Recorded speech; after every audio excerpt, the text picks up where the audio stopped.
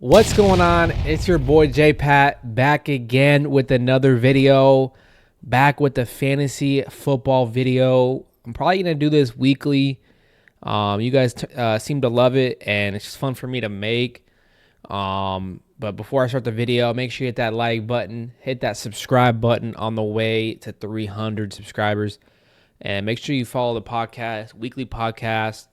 An episode going to be out. The second episode is going to be out this week. Make sure you guys watch that, listen to that, wherever you guys are at during the day.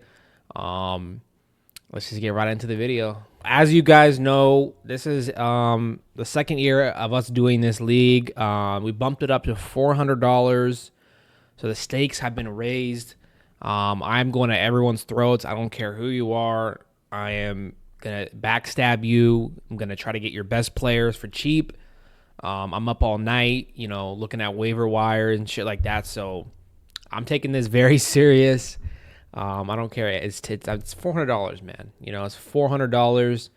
And I haven't gone off to the best start yet. I'm 1-2 as of now. Yeah, like I said, that can change fast. There's a lot of weeks left in the league.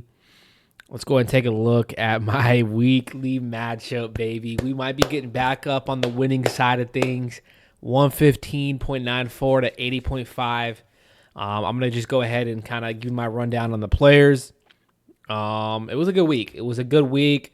And it makes me feel better about my team going forward. And I possibly, if you guys stay in the video, I have a trade that went through that's going to make my team even better.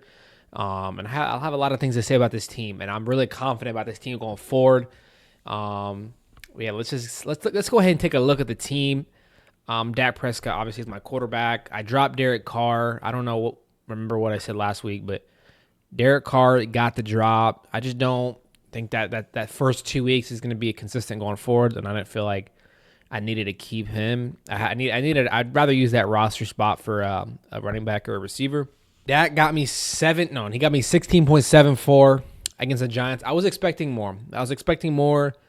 Going up against the Giants defense. Dak needs to, he had that 30-point game in week 3 and then goes from that to 17.6. I think that he'll be good this year. Jonathan Taylor has been my most consistent, best player all year. He got 19.8, another touchdown, and they actually beat the Steelers, which I didn't see that coming.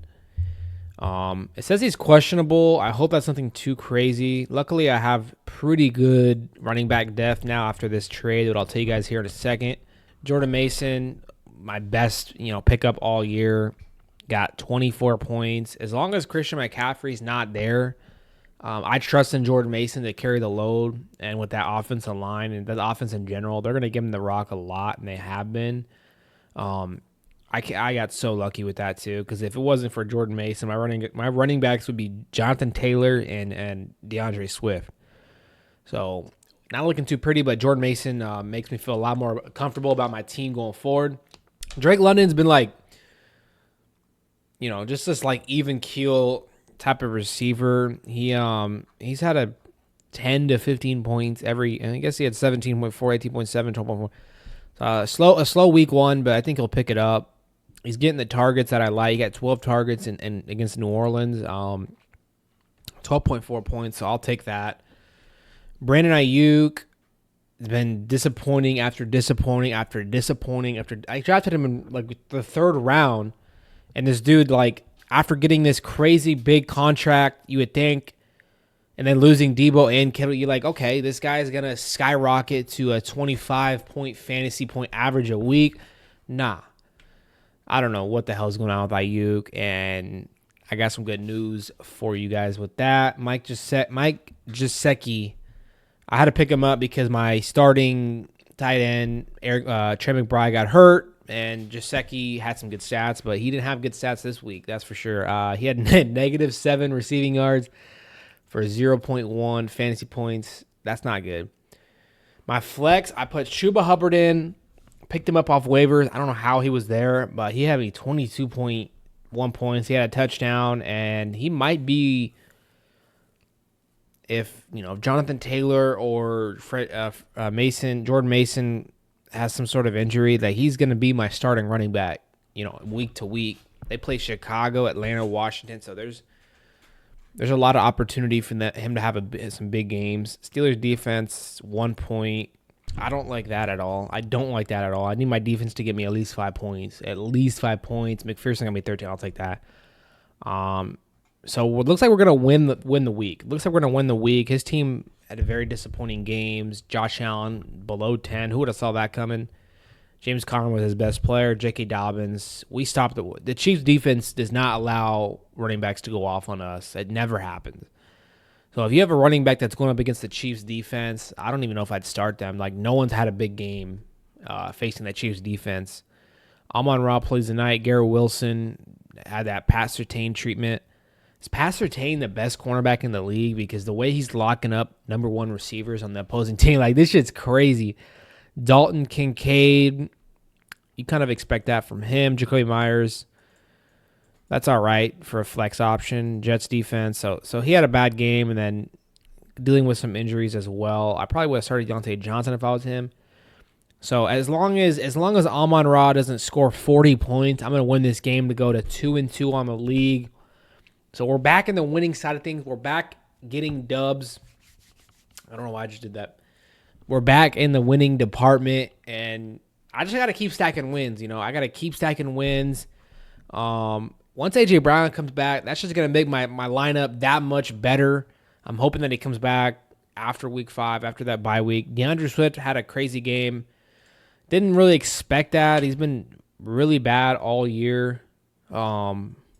Below 10 each week, then goes off for 30 points. I don't know. I'm trying to put him in a trade package because his value is so high right now. Keenan Allen came back. Didn't expect much from him. He had 4.9. We'll see how JSN does tonight. And then Khalil Shakir, basic 10 points. He's going to get that every week because Josh Allen has that connection with him. Hopefully Trey McBride come back soon. So this is the thing. As well, I know I have Chuba Hubbard now as that third running back option. Obviously, Jonathan Taylor is a lineup lock. Jordan Mason, as long as CMC's out, is going to be a lineup lock. I still would like some more depth at that running back position just in case injuries or bye weeks.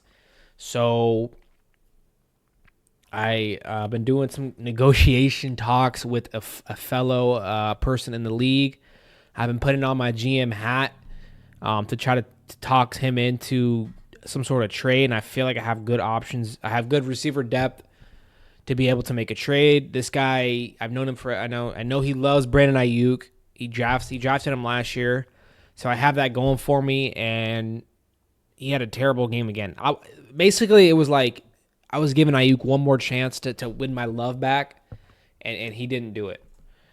4.8, 8.3, 9.8. I was like, okay, against New England, here's some opportunity for him to have a standout game. He didn't do it. Get out of here, So, and this trade went through. So I'm thinking there was a lot of different options. I was going to give up Rome Odunze. I'm willing to give up JSN, Khalil Shakir, Rome Odunze. Wasn't willing to give up Ayuk until they had another bad game against New England. Okay, now you're on the trade block, bro. Because once A.J. Brown is healthy, I don't need you anymore. Man. I have good depth there. I got Keenan Allen, JSN, obviously. So basically, here I'll just pull up the trade. I'll just pull up the trade. I trade Brandon Ayuk because I know he loves him, and Khalil Shakir because I'm honestly fine with Khalil Shakir is going to be a steady option at that flex position, but he's not going to get you 20 to 30 points at all. His ceiling is down here. So I'm going to get Devontae Adams, kind of boost my if he gets traded anywhere, he's going to immediately stocks going to be raised. Do I think he's going to get traded? Probably not. Even still, I think he's going to have some big games. He's just that good of a player, and they're going to give him the ball. And then Kenneth Walker. I got Kenneth fucking Walker to boost my running back depth. Now I got Chuba Hubbard, Kenneth Walker the third. I know he's been hurt, but when he's healthy, he's a great player and good for fantasy. And then I still got Jordan Mason, and I still got Jonathan Taylor. So now I feel good about my team. I still have the wide receiver depth once A.J. Brown is healthy. I still got I'd say 4 viable options at receiver, and now I have 4 running backs I could easily start every week. And I give up a guy that's been terrible all year, and who knows if Ayuk will ever get to that point that he got to last year. So I feel good about the trade, man. And like I said, I'm going to be 2-2. And going into next week, the guy I'm playing is actually the guy I did the trade with, and his team is just like injury fucking. His whole team is injured. Christian McCaffrey, Cooper Kupp, Evan Ingram, T.J. Hawkinson, Jonathan Brooks, now Rashee Rice. It's not looking too good, man. This is the former winner. He won last year. And I'll tell you guys another move that I'm potentially making. This guy had mentioned that he would get rid of Jaden Daniels.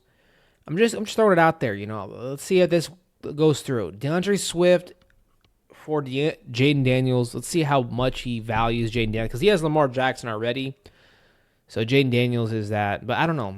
He might want more, because DeAndre Swift's been terrible, but besides the last week, so he might want more for that. We'll have to wait and see. I think Jaden Daniels is like the top 3 fantasy quarterbacks this year. Some crazy stat. Back on the winning side of things, 2-2, back at 500. How did you guys do? Let me know down in the comments below. And make sure you hit that like button, hit that sub button. I'll see y'all next time, baby. Peace.